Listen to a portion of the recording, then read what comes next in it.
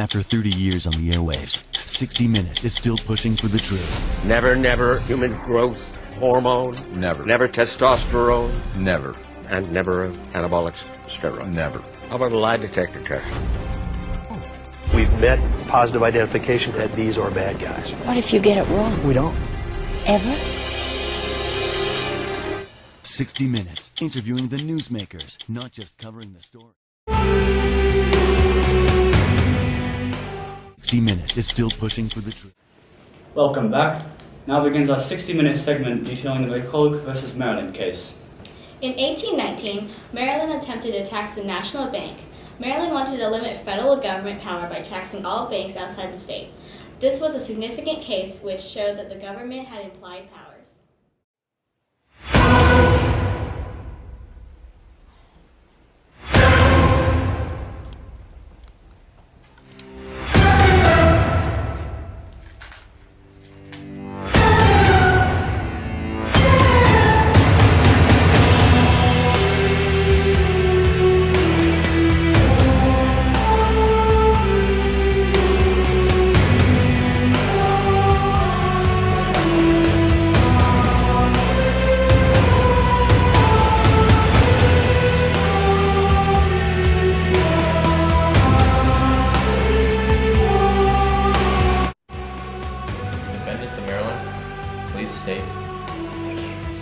Your Honor, why should Maryland not have the power to tax things inside the Maryland border?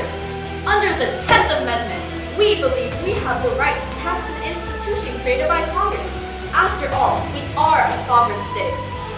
With all due respect, Judge Marshall, if I may interrupt, the power to tax is the power to kill.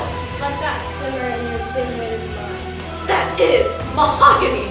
No authority chartered the creation of a national bank.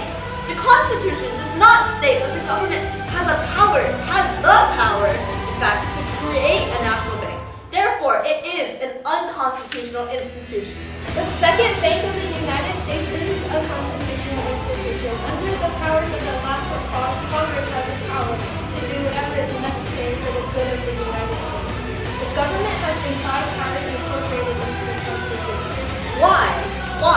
Tell me why should Maryland be prevented from regulating federal banks? 60 Minutes is still pushing for the truth. Okay, go. Hi, Miss Verena. How are you today? Good. Fantastical, darling. Using your experience, how would you say the McCulloch versus Maryland case affected America? The McCulloch versus Maryland case? Oh, that was certainly a landmark case, a great historical landmark. It created a pathway which started federal supremacy. Do you care to elaborate? Well, it established central governmental power and remained a basis for when federal and state interests clashed. It was truly a one of a kind. I see. Well, thank you for your time. Thank you.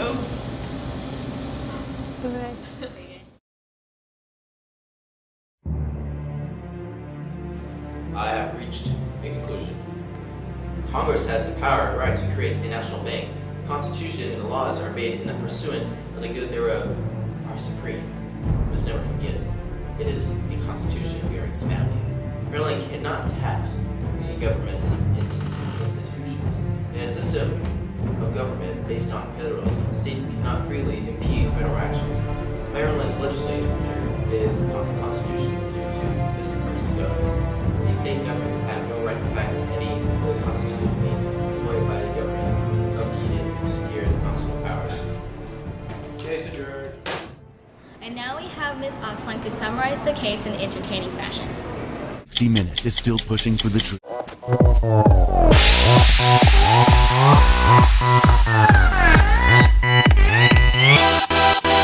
like to test all of the banks because I don't really like them. In and out of tax loopholes cause I'm so really awesome. Boy, you need to pay cause your bank ain't constitutional. Check out that 10th frickin' amendment. I got elected clause and the central government over all the frickin' states. Marshall went in favor of my colleague here and there. He said that Congress had the power truly right and fair. Right and fair. Constitutional Maryland. McCulloch.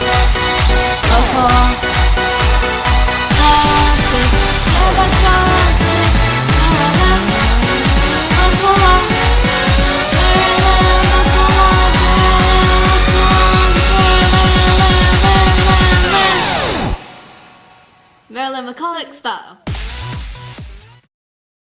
Thank you, Miss Oxlong. That was fantastic. Yes, thank you. That was very entertaining. You're very welcome.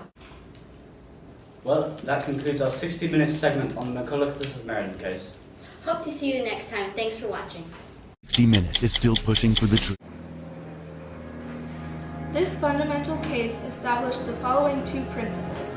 1. The Constitution grants to Congress implied powers for implementing the Constitution's express powers in order to create a functional national government. And 2.